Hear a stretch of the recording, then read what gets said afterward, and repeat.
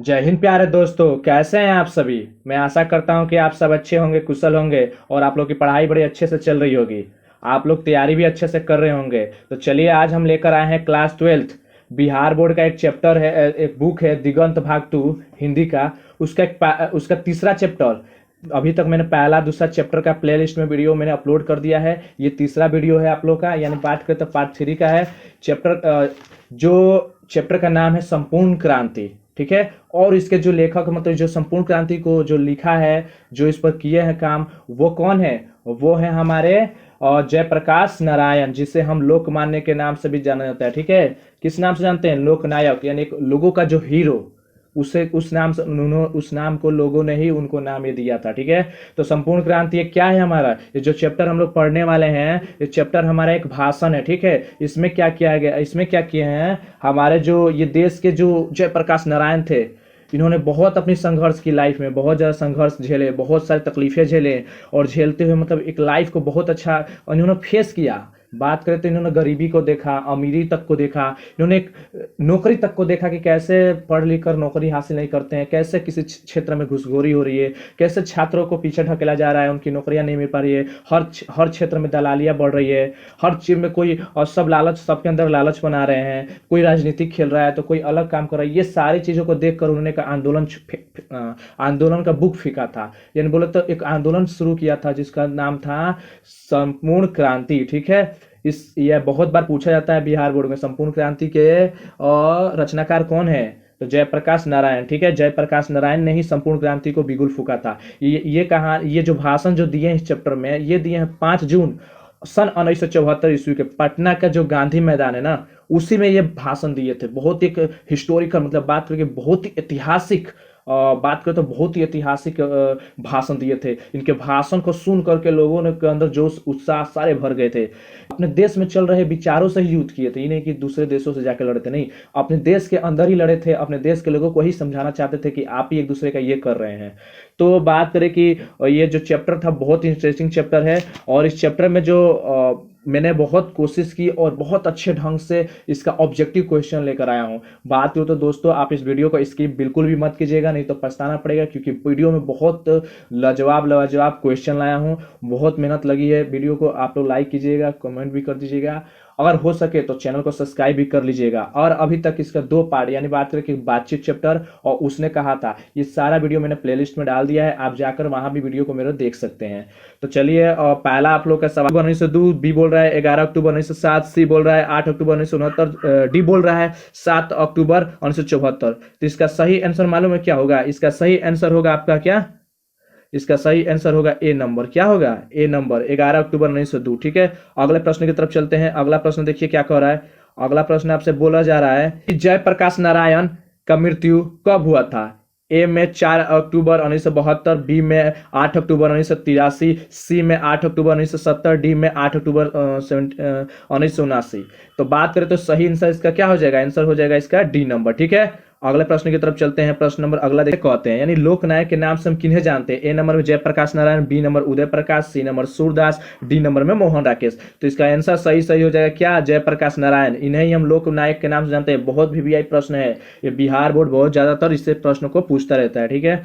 अगले प्रश्न की तरफ चलते हैं। अगला प्रश्न बोल रहा है आप लोग से कि जयप्रकाश की पत्नी का नाम क्या है? अब जयप्रकाश की पत्नी का नाम क्या है? ए नंबर में फूल रानी, बी नंबर में बागेश्वरी, सी नंबर में गंगा देवी, डी नंबर में प्रभावती देवी। तो इसका सही आंसर क्या हो जाएगा?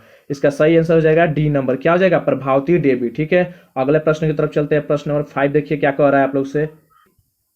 बिहार में हिंदी की वर्तमान स्थिति विषय पर लेख के लिए सर्वोच्च पुरस्कार के लिए किससे सम्मानित किया गया? यानी बात पर बिहार में हिंदी के वर्तमान जो, बिहार में जो हिंदी को लेकर के, जो हिंदी भाषा को लेकर के क्या सिचुएशन चल रहे हैं वर्तमान समय में, उस पर उन्होंने एक लेख लिखा था, उस पर निबंध लिखा था। तो उनको एक पुरस्कार, उनको पुरस्कार मिला था। तो वो व्यक्ति कौन थे जिनको ये पुरस्कार मिला था?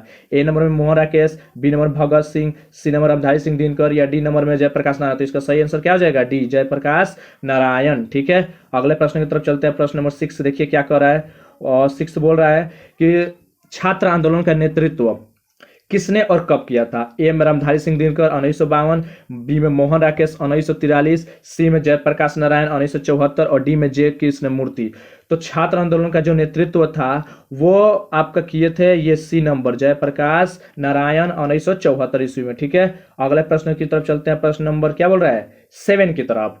तो 1998 में जयप्रकाश नारायण को किससे सम्मानित किया गया था, यानी वो किस पुरस्कार से, उनको किस जयप्रकाश नारायण को 1998 में कौन सी उपाधि मिली थी, किस चीज की उपाधि मिली थी, यानी किस चीज का पुरस्कार मिला था उनको। ए नंबर में बात करें तो नोबेल पुरस्कार की, साहित्य पुरस्कार की, भारतीय ज्ञानपीठ पुरस्कार की, भारत रत्न पुरस्कार, कौन सा पुरस्कार मिला था, तो उन्हें मिला था Bharat Ratna. रिकॉर्सन of Indian politics किसकी कृति है, यानी लाल बहादुर शास्त्री, जयप्रकाश नारायण, महात्मा गांधी, रामधारी सिंह दिनकर। तो ये याद रखिएगा, ये किनकी है, ये है आपके जयप्रकाश नारायण की। ठीक है, अगले प्रश्न की तरफ चलते हैं। प्रश्न नंबर 9 देखिए क्या कह रहा है कि जयप्रकाश नारायण थे, अब क्या थे, ए में गायक, बी में लोह पुरुष, सी में क्रांतिकारी और डी में इनमें से कोई नहीं। तो एक बहुत ही मतलब युवाओं को मतलब जोश लाने वाले बहुत ही महत्वपूर्ण, उनके बात करें तो उनके अंदर एक एनर्जी थी, बच्चों को चाहे जवानों को भविष्य के बारे में बताते तो मतलब कि आने वाले पीढ़ी में युवा ही पीढ़ी है, अगर हम इनको अगर सही ढंग से ना निकालें, अगर इनको सही ढंग से ना किया जाए तो आने वाले समय में क्या होगा, हमारा जो पीढ़ी है वो दौड़ता दिन प्रतिदिन घटता चलेगा। यानी हमारे आने वाले पीढ़ियों को क्या करना होगा, माइंड तेज रखना होगा, उनको एक सोच डेवलपमेंट करनी होगी। यानी वो किस प्रकार के इंसान थे, क्रांतिकारी थे, वो लोगों के अंदर जोश भरते थे। ठीक है, अगला प्रश्न है कि संपूर्ण क्रांति क्या है, ए नंबर में भाषण, बी नंबर में निबंध, सी नंबर में कहानी और डी नंबर में नाटक। तो ये होगा भाषण की, बी ये क्या होगा इसका आंसर, सही आंसर, इसका सही आंसर होगा भाषण। याद रखिएगा संपूर्ण क्रांति क्या है आपका, एक भाषण।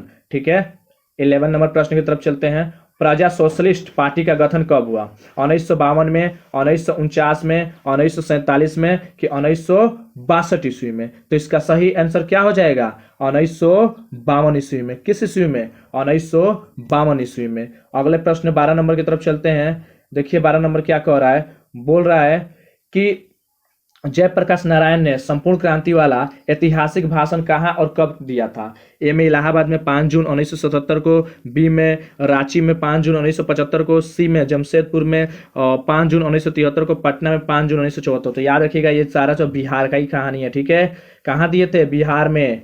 ठीक है, और वो भी थे बिहारी के। ठीक है, वो ज्यादा दूर के नहीं थे। ठीक है, अब बात करें अगले प्रश्न की तरफ। प्रश्न नंबर 13 देखिए क्या कह रहा है आपसे, बोल रहा है कि ये बिहार बोर्ड में प्रश्न पूछ चुका है। ठीक है, जयप्रकाश नारायण के बचपन का नाम क्या था, बीटू, कीटू, बाउल या मोनू। तो उसका असली नाम क्या था, सी नंबर। ठीक है, option C number is right answer. ठीक है, अगले प्रश्न की तरफ चलते हैं। अगला प्रश्न देखिए 14 नंबर हमारा प्रश्न क्या कर रहा है, बोल रहा है क्या जयप्रकाश नारायण के पिताजी का नाम क्या था, दीनदयाल, हर्षदयाल और रामदयाल या सर्वेश दयाल। तो इसका सही आंसर हो जाएगा, राइट आंसर इज बी।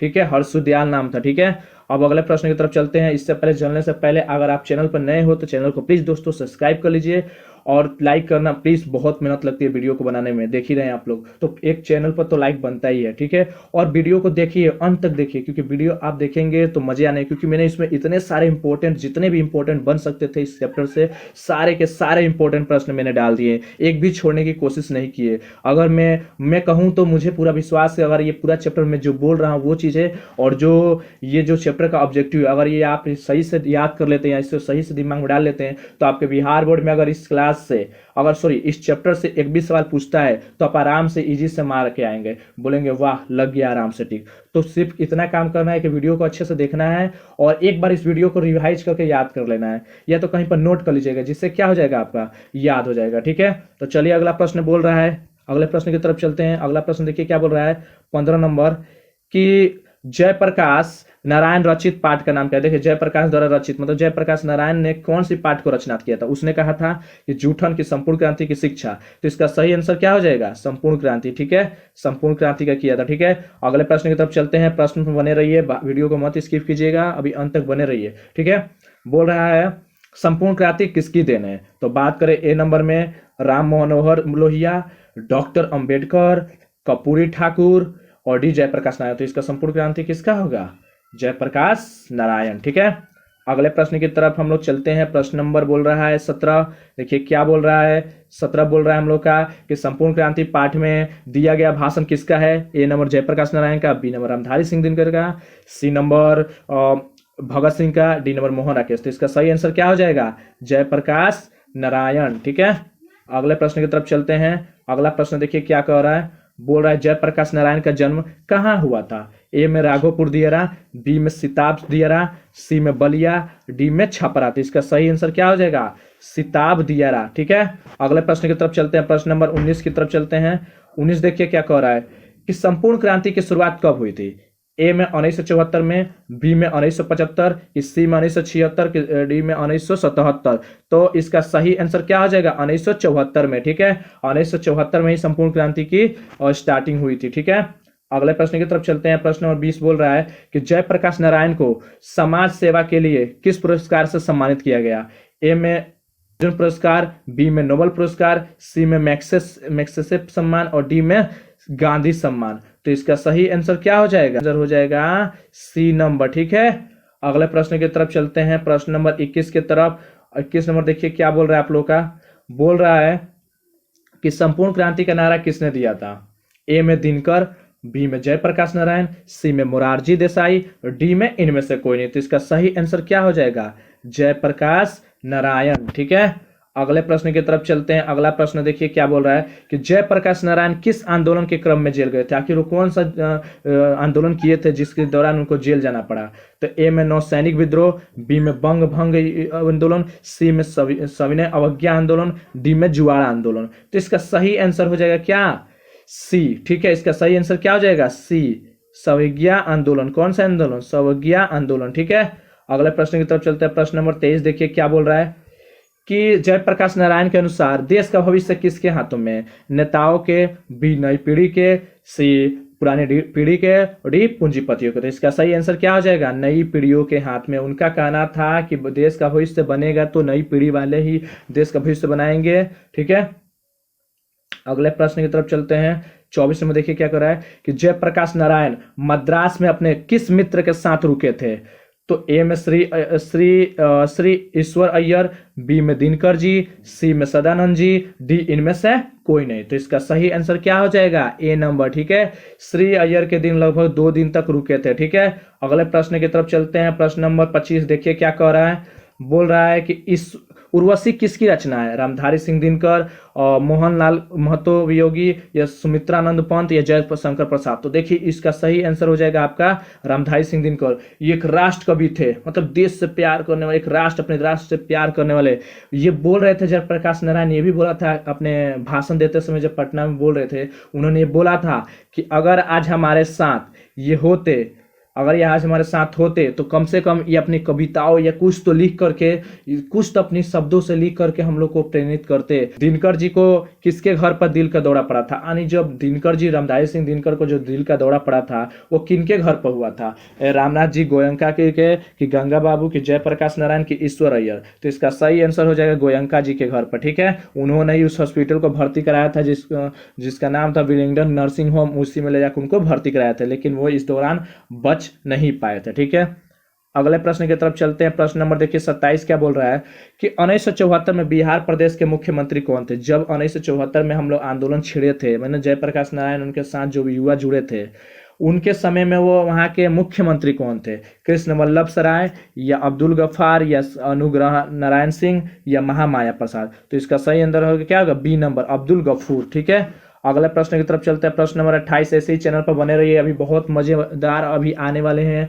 बहुत सारे ऐसे प्रश्न हैं जिनको मैं बहुत इंपॉर्टेंट प्रश्नों को सिर्फ लाया हूँ, कोई इसमें बकवास प्रश्न नहीं है, सारे के सारे इंपॉर्टेंट प्रश्न हैं।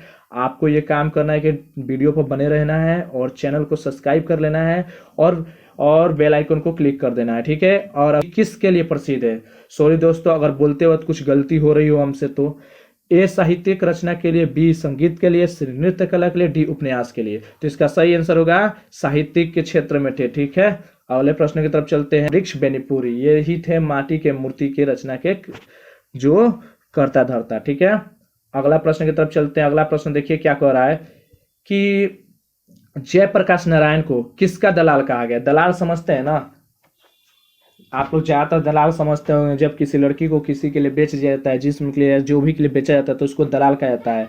या कोई सामान खरीदते हैं उसमें जो कमीशन खाते हो ना, उसको दलाल कहा जाता है ना। या घर कोई बेचवा रहा है तो उसमें जो कमीशन खा लेगा उसको दलाल कहा जाता है। या कोई खेत आपका बेचवाएगा तो उसमें जो पैसा खा लेता है बीच में रहकर, उसको दलाल कहा जाता है। तो वहीं पर जयप्रकाश नारायण को भी दलाल कहा गया था। क्यों कहा गया था, क्योंकि वो अमेरिका चले गए थे। अब अमेरिका गए थे तो वो भी अमेरिका में पढ़ाई करके आए थे। तो वहाँ के लोगों को, यहाँ के लोगों को क्या लगता था, भारत के लोगों को, कि वह इंडिया को नहीं, वो उस देश की भाषा को वहाँ पर अथी करना चाहते हैं, वो उसके उसके दलाल हैं, वो उसी की तरह तरफदारी कर रहे हैं, उसी की मतलब बड़ाई कर रहे हैं, ठीक है। लेकिन ऐसा कुछ नहीं था। उन्होंने अपनी जीवन की इस भाषण में अपने जीवन के जो अमेरिका में जो समय बिताया था उसके बारे में इन्होंने बताया है कि मेरे पास कुछ नहीं था, पढ़ने तक के पैसा नहीं था। मेरे पापा जो थे एक बहुत कम लेवल पर नौकरी किया करते थे, जिससे मैं गुजारा, मेरा सपना था कि मैं पढ़ लिख कर कुछ बड़ा करूं और अपने देश का बहुत अच्छा नाम करूं।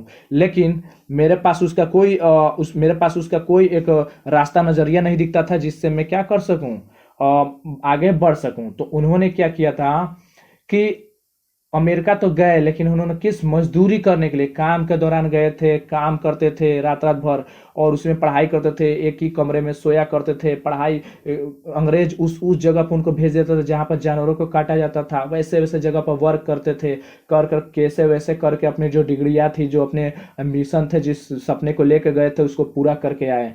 और यहाँ के लोगों ने उससे अलग ही नज़र दे दिया था, ठीक है।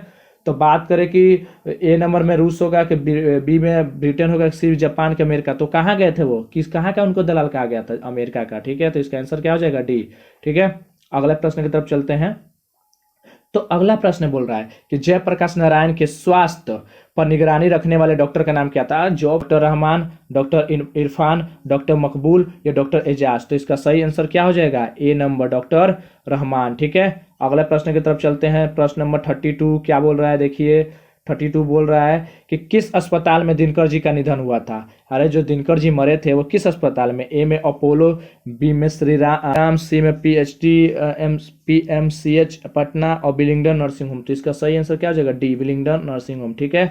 अगले प्रश्न की तरफ चलते हैं। प्रश्न नंबर 33 देखिए क्या कह रहा है, बोल रहा है कि फी प्रेस के मालिक कौन थे, अंतमानंद जी, शिवानंद गोस्वामी, सदानंद जी और शारदानंद गुप्त। तो इसका सही आंसर हो जाएगा सी, ठीक है। तो ऐसे ही प्रश्न में बने रहिए लो, ठीक है। तो किसने कहा था कि अभी ना जाने किसने मिलो इस देश की जनता को जाना है, ये बहुत ही इंपॉर्टेंट लाइन है। इसको कहा था पंडित जवाहरलाल नेहरू ने, ठीक है। अगला प्रश्न की तरफ चलते हैं। प्रश्न नंबर 35 क्या कह रहा है कि जयप्रकाश नारायण ने ISC की परीक्षा कहाँ से प्राप्त की थी, Patna college, Patna science college, Hindu विश्वविद्यालय, बिहार विद्यापीठ। ये की थी उन्होंने बिहार विद्यापीठ से, ठीक है। अगले प्रश्न की तरफ चलते हैं। अगला प्रश्न बोल रहा है कि लेनी की मृत्यु कब हुई थी। तो ये सीधे याद रखिएगा, लेनी की मृत्यु हुई थी 1924 में, ठीक है। अगले प्रश्न की तरफ चलते हैं। अगला प्रश्न देखिए क्या बोल रहा है कि जयप्रकाश जी मार्क्सवादी कम्युनिस्ट, मतलब जो मार्क्सवादी बनने का उनके पीछे था, वो कब बने थे, वो भी बने थे जब लेनिन मरा था तभी, यानी 1924 में ही। कब, 1924 में, ठीक है। अगले प्रश्न की तरफ चलते हैं। अगला प्रश्न में देखिए क्या बोल रहा है कि फणीश्वर नाथ रेणु की पुस्तक है, ठीक है, सत्यकाम कुरुक्षेत्र, उस जनपद का कवि हूं मैला आंचल। इसका सही आंसर क्या हो जाएगा, मैला आंचल, क्या हो जाएगा, मैला आंचल, ठीक है। अगले प्रश्न की तरफ चलते हैं। अगला प्रश्न देखिए क्या कह रहा है कि जयप्रकाश नारायण ने बिहार विद्यापीठ में कौन सी परीक्षा पी, मैट्रिक हार की, ISC की, या BSc की, एक और बच रहा है क्या, इनमें से कोई नहीं। तो इसका सही आंसर क्या हो जाएगा, ISC, ठीक है। अगले प्रश्न की तरफ चलते हैं। प्रश्न नंबर 40 देखिए 40 क्या कह रहा है, बोल रहा है कि पुलिस के बड़े अधिकारी ने किसके मुंह से सुना था कि जयप्रकाश नारायण नहीं होते तो बिहार जल गया होता। ये था उनके दोस्त दीक्षित जी के, ठीक है, अपने से छोटे लेवल के जो दीक्षित जी के मुंह से, ठीक है। अगला प्रश्न सुनते हैं। अगला प्रश्न देखिए क्या कह रहा है कि जयप्रकाश जी को किसका भाषण सुनकर अमेरिका जाने की प्रेरणा मिली, स्वामी रामतीर्थ, स्वामी सत्यदेव, स्वामी विवेकानंद, स्वामी सहजानंद। इसका सही आंसर क्या हो जाएगा, सही आंसर हो जाएगा बी इज राइट आंसर, ठीक है। ऑफ बॉम्बे किससे कहा जाता है, उमा दीक्षित को, शीला दीक्षित को, सुरेंद्र दीक्षित या हृदय नारायण दीक्षित। तो इसका सही आंसर क्या हो जाएगा, उमा दीक्षित को, ठीक है। अगले प्रश्न की तरफ चलते हैं। प्रश्न नंबर 43 की तरफ देखिए क्या बोल रहा है कि जयप्रकाश नारायण किस मित्रता को ठोस मानते थे, यानी किस मित्रता को, ए में पुराने जमाने, बी में नए जमाने, सी में अंडरग्राउंड जमाने, डी में इनमें से कोई नहीं। तो इसका सही आंसर क्या हो जाएगा, अंडरग्राउंड जमाने, ठीक है। अगला प्रश्न बोल रहा है 44 नंबर देखिए क्या कह रहा है कि जयप्रकाश नारायण किसको भाई कहते थे, दिनकर जी को, ईश्वर अय्यर को, गंगा बाबू या डी में पंडित जवाहर नेहरू। तो इसका सही आंसर क्या हो जाएगा, पंडित जवाहर नेहरू, ठीक है। अगले प्रश्न की तरफ चलते हैं। 45 क्या बोल रहा है? ये आपसे बोल रहा है कि जयप्रकाश नारायण को भारत की जनता किस नाम से याद रखती है? आज भी उनको किस नाम से रखते हैं? लोकनायक। ठीक है, किस नाम से? लोकनायक। तो चलिए दोस्तों, जय हिंद। ऐसे ही चैनल पर आप लोग बने रहिए। अगर चैनल पर नए हो तो चैनल को सब्सक्राइब कर लीजिएगा, और वीडियो अच्छा लगे तो उसको लाइक कमेंट शेयर करना।